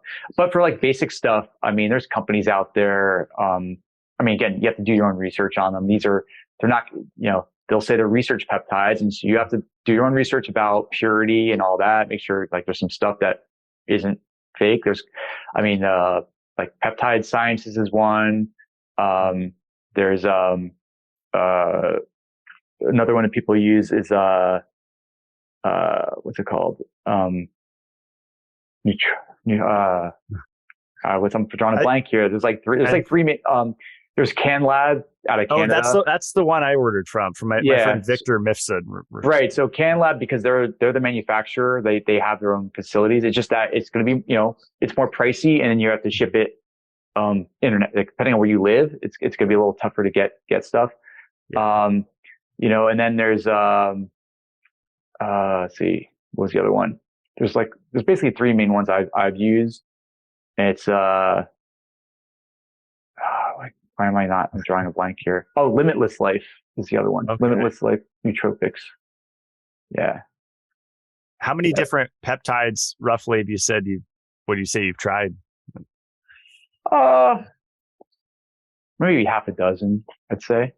I mean, there's some that like I use that are more like go-to, like BPC 157, TB 500. Those are kind of like the healing stack kind of things. If you're in like a training cycle, you could do things that are more like, you'll get to like, ipamorelin and, GHK. No, sorry, not that CU. That's the skin peptide. CJC, sorry. CJC and ipamorelin are typically a blend, and that would be more of like, you try to do things with like body composition, lean mass. There's peptides out there, like there's one called melanotan 2 that you take it, your body it turns on all the receptors. You'll get a tan like after like 2 days. And so I have some friends that use it because they have very light skin and they burn in the sun really easily. And so they'll take some melanotan 2 in the summer to kind of give themselves like a bit of a base tan. But the interesting side effect is like if you have like red hair or anything, it'll turn brown. But it's temporary. It's like a tan. It goes away after like 30 days. But they'll do it because they actually say like, because they've got that base of a tan, they actually burn less. So I haven't taken it because I don't have any, I get very, very tan in the summertime. So it's not an issue for me. There's a delta sleep inducing peptide that's out there that I tried that I didn't have any luck with. And that's, I think it's called DSIP or something like that. So that was one I experimented with. I was just like, don't really need it. There's a lot, there's other ones that people are really excited about more in the longevity space that, I haven't really played around with much yet, but, I keep things pretty simple. I'm not trying to like go Wild West and just inject anything. So I'm like, what do I need? What's the benefit? And then, when in doubt, I go through my doctors because I want to make sure that they can source from they'll know the compound pharmacy and all that. So, even if it costs a little more, I'd rather do that than take a risk. Mm-hmm. Have you ever played with Phenibut? No, have not. That's an interesting one. Yeah, my friend John got me on that. And it's one you have to be aware of to cycle, because I think there's all these YouTube scare videos of, it messed me up, long term, but they were taking it like every day, where it's one of those things you have to take like every 2 or 3 days. Oh yeah. Very like infrequent. Yep. The thing with most of these peptides are you always have to cycle things. Mm-hmm. There's one, thymosin alpha 1. It's like it's an immune system modulator. I take it like twice a year just as just keep the immune system going. Mm-hmm. So it's one of those like, given what's going on in the world, for me, that's like, I always want to make sure I'm cycled through that. Yeah. And that's just like a 20-day usually run it, or? Sounds about right. Yeah. Okay. It's not every day though. It's like that's the start to finish. And there's usually a cycle, like might be like twice a week or every other day. And you have to kind of do your own research to see what the protocols are. You often can look up studies. Like sometimes it's even like there's studies that are like in, PubMed or NIH studies. But again, when in doubt, Just talk to a functional doctor that, they can tell you what to do. Yeah. I know you got to run. Last question. Have you done intramuscular injections? Like I used to play around with procaine hydrochloride. That was very scary. It's a long. No, yeah, I've never intramuscular. I mean, a couple times I've done some peptide stuff where I had to go intramuscular, but nothing else beyond that. I mean, I've never done steroids or anything like that. Like look at me. I don't never done steroids. Yeah. Yeah. Subcutaneous is definitely easier. I mean, it's just usually like by the belly button, right? Mm-hmm. Yeah. Around the abdomen. Like we basically find where you've got the most fat. And yeah, you got to some people can do like thigh, right? Have you done that or? I've done upper thigh. I've done around the stomach area, thigh. Acute for like if it's an acute injury right on the spot. I think that's about it. Yeah. I haven't, not really much beyond that. Yeah. Awesome, Bob. Well, yeah, this was great. Cool. Appreciate you coming on. So yeah, you had me excited for the Peak Brain Institute, and you have like a little, is it a discount or affiliate thing on your site? I'll definitely use that. Basically, I think the deal is, because I'm training with them right now, and they have locations that are open right now. I think they're in LA, New York City, St. Louis, and I think they're opening a few more like kind of satellite. Because what's cool is they can do all the stuff there, and then the data gets sent to like their headquarters in LA. Then their founder, Dr. Hill, will review it all, and he puts together the program. So it's almost like, imagine you had a gym trainer. You go to your local gym, but someone's writing your workouts remotely, and they send it to you, and then you train. Wow. So it's pretty cool. But I think what they're offering is some deal on like getting a QEEG, like if you go to the location. And then I think there's some other thing where I think if you end up doing a neurofeedback program, they've got some like big discounts. I think they'll include that QEEG and they'll roll it into the cost, I guess, of the neurofeedback program. Oh, that's cool. Yeah. There's no code or anything. I think there's just like, just say you know me. Yeah, like, I'll definitely shout whatever. It's like it's they're always it's cool though. It's been fun. I'm like halfway through my 30 session QEG program that I'm doing. That's awesome. Really cool. Well, yeah, your website's just a wealth of information. Even if someone's not a biohacker, just to learn about different things. You have really great articles and great products that you recommend. So that's quantifiedbob.com. And then are you mostly on Instagram? For social stuff, yeah. You can Instagram, Quantified Bob. I mean, I have a Twitter account, Quantified Bob, but most of it just seems to be where everyone's sort of hanging out. So I'll share stuff there. The longer form content will go on my blog. I also have a newsletter. I don't send it out. I send out like maybe every 2 months. I'll send something out, just kind of like a little summary of things. So yeah, there's a lot of different ways to kind of connect. Awesome. Well, yeah, this was a lot of fun. Thanks so much, and stick around as we close it out.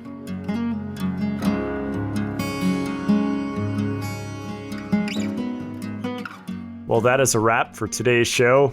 I like that Bob emphasized sleep. I think that is a weak link for many people, and it's a fun one for me because it's so individualized. Some people might sleep better having a snack before bed. I've observed that. Some people, the opposite. They must go to bed on an empty stomach to get a very restful night's sleep.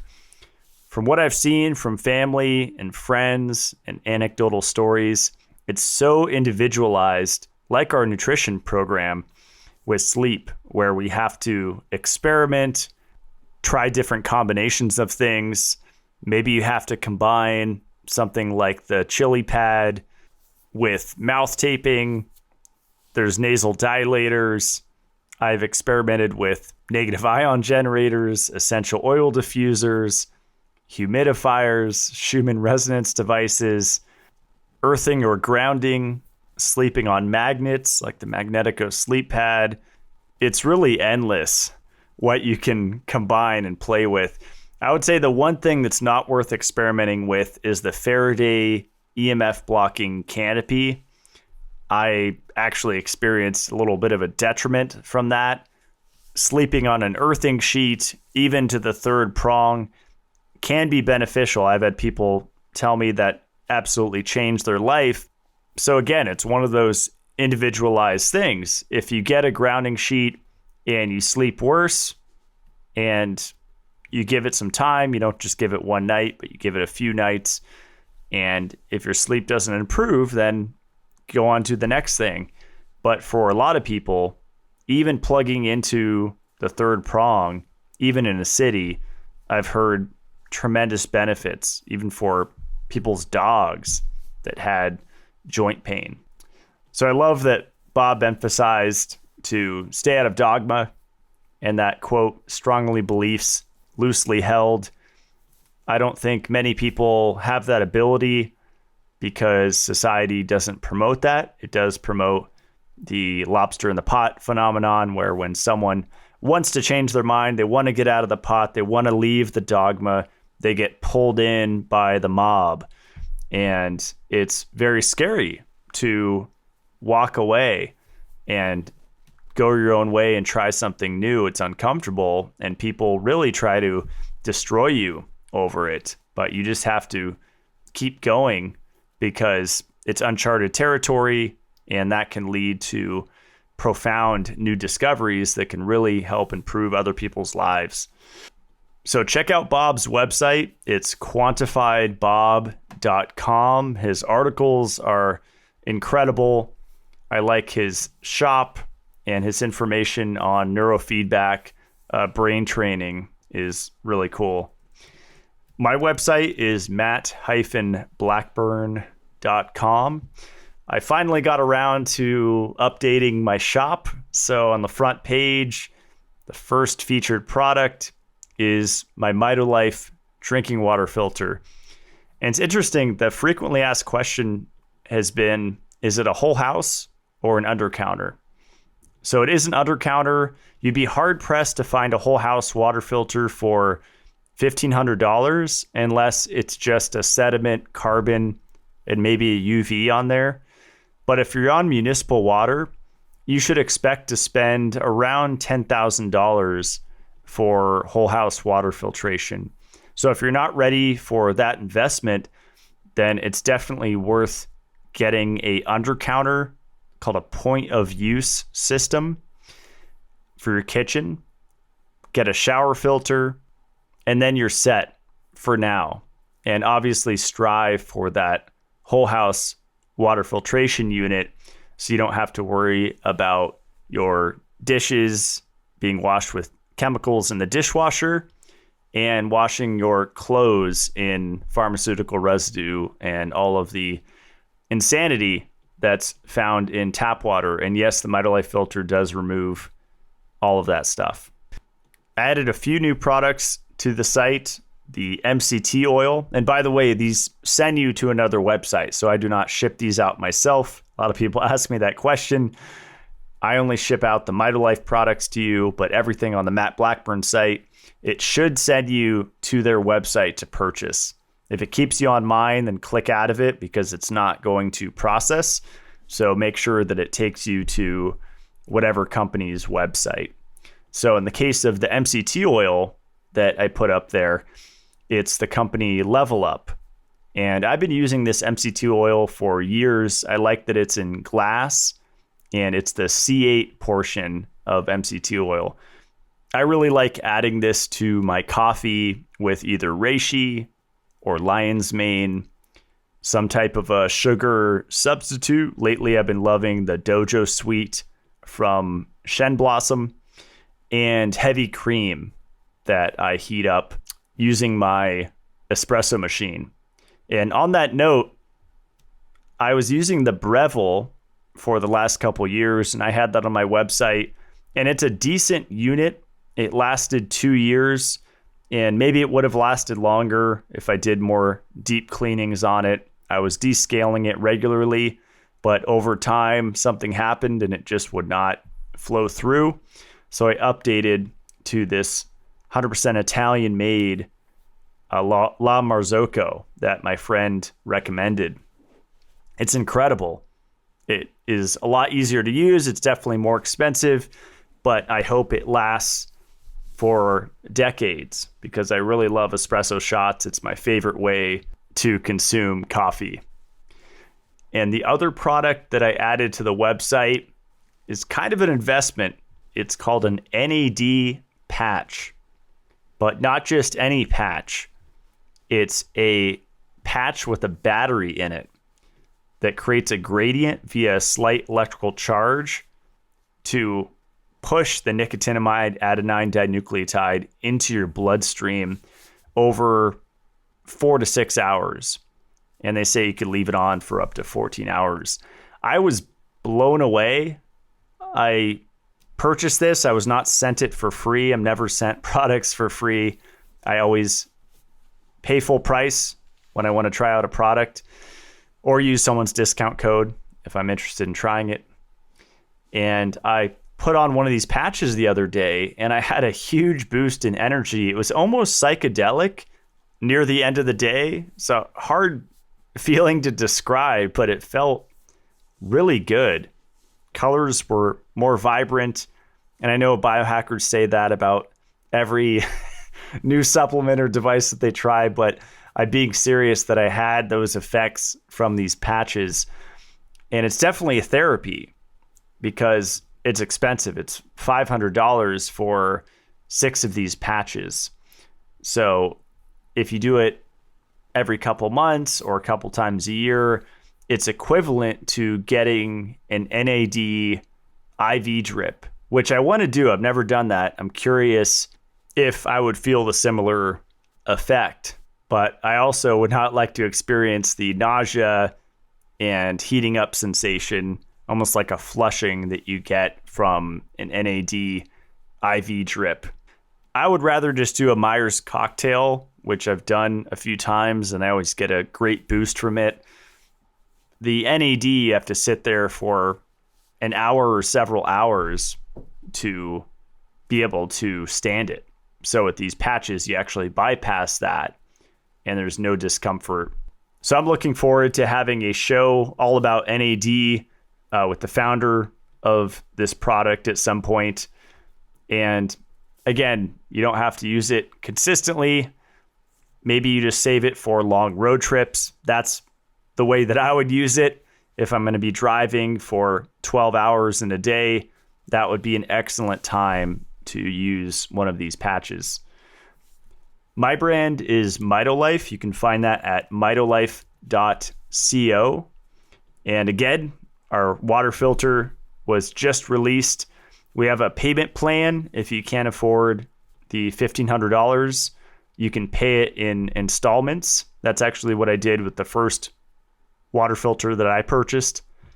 And my experience doing that was that going into debt to improve the quality of my blood via cleaner drinking water actually cleared my mind to increase my creativity and mental faculties to be able to make more money, help more people, be more successful. I was definitely in a pretty deep fog for most of my life until I started to filter my drinking water properly. And of course, fortify vitamins, minerals, enzyme therapy. It's all important. But the foundation of it is clean drinking water. And I define that as properly filtered and remineralized water, which is what the 7-stage Mitolife filter does. So instead of remineralizing it with calcium, using the calcite cartridge at the end, we remineralize it with magnesium bicarbonate, which is the only liquid form of magnesium. So my current setup here in the north, I have a whole house water filtration system. Because I'm on a spring, I don't have the 10 grand system. I have one that I talk about in my Mitolife Academy on YouTube, which by the way is $15 a month. And if you pay that and join, you get access to the last 2+ years of countless content that I've created there. And you're able to see my evolving thought process with copper deficiency and iron overload, which still applies to a subset of the population, but it does not apply to everyone. So since those old videos, you can see now I have more of a holistic and balanced approach where I acknowledge that people could be copper toxic and have excess copper or be deficient in iron, and not even anemic, but just level 2 iron deficient. So it's been quite a ride, and I'm having a lot of fun growing Mitolife, a really awesome team making this all possible. And I appreciate you that listen to the show, whether you buy my products or not. I just like to get these ideas out there because, like Bob said, people tend to get pigeonholed into these dogmatic religions, and I like to continually open up the discussion in the natural health community. So that's it for today. I'll see you guys next Friday. Stay supercharged.